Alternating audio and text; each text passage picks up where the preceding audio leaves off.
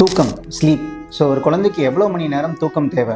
இது நிறையா தாய்மார்கள் அல்லது பேரண்ட்ஸோட கேள்வியாக இருக்கும். இது ஒவ்வொரு குழந்தையை பொறுத்து இருக்கு, ஒவ்வொரு வயதை பொறுத்து இருக்கு. ஸோ பிறந்த குழந்தைகள் 18 மணி நேரம் வரைக்கும் தூங்குவாங்கிறது நம்ம கேள்விப்பட்டிருக்கோம், இல்லை சொல்லியிருப்பாங்க. பட் இப்போ இருக்கிற காலகட்டத்தில் ஜென் ஆல்ஃபா குழந்தைகள்லாம் பார்த்தீங்கன்னா அவங்க எவ்வளோ நேரம் தூங்குவாங்கிறது நம்மளுக்கு தெளிவான பதில்கள் இன்னும் கிடைக்காம தான் இருக்கு. பட் இதுக்கு தூக்கத்தை நம்ம கண்டிப்பாக நம்ம டார்கெட் பண்ண வேண்டிய அளவுன்னு ஒன்று இருக்கு அந்தந்த வயசுக்கு. ஸோ பிறந்த குழந்தைகளுக்கு 18 மணி நேரம் வரைக்கும் நம்ம தூங்க வைக்க ட்ரை பண்ணலாம். பட் இதில் நிறைய சேலஞ்சஸ் இருக்கும். ஸோ முக்கியமான சேலஞ்ச் என்னவா இருக்கும் நம்ம பார்க்கலாம். ஸோ முதல் சேலஞ்ச் பார்த்தீங்கன்னா லைட். ஸோ ஒரு தூங்குறதுக்கு ஒரு ஏதுவான என்வரான்மெண்ட், ஒரு ப்ராப்பரான என்வரான்மெண்ட் வேணும்னா காமான ஒரு என்வரான்மெண்ட்டாக இருக்கணும். அதுக்கேற்ற மாதிரி ஒரு டல் அல்லது விதவுட் லைட் கூட இருக்கலாம். ஸோ எவ்வளவு நேரம்ன்றது முக்கியம், அந்த குவாலிட்டி ஆஃப் ஸ்லீப் ரொம்ப முக்கியம். ஸோ எவ்வளோ டியூரேஷன் பார்த்தீங்கன்னா நியூ பார்ன்ஸ்க்கு அரௌண்ட் 16 to 18 ஹவர்ஸ்லேருந்து ஆரம்பிச்சு எவ்ரி 6 months ஒரு 1 or 2 hours இந்த ஸ்லீப் பேட்டர்ன் குறையிற நம்ம கவனிக்கலாம். அண்ட் ஒரு நார்மலாக ஸ்கூல் கோயிங் சைல்டு அட்லீஸ்ட் ஒரு 12 hours ஒரு குட் குவாலிட்டி ஸ்லீப் கிடைக்கிறது நல்லது. ஸோ நல்ல குவாலிட்டி ஆஃப் ஸ்லீப் அமைகிறதுக்கு நம்ம என்ன பண்ணலாம்? காலையில் ஏர்லி மார்னிங் 6 to 7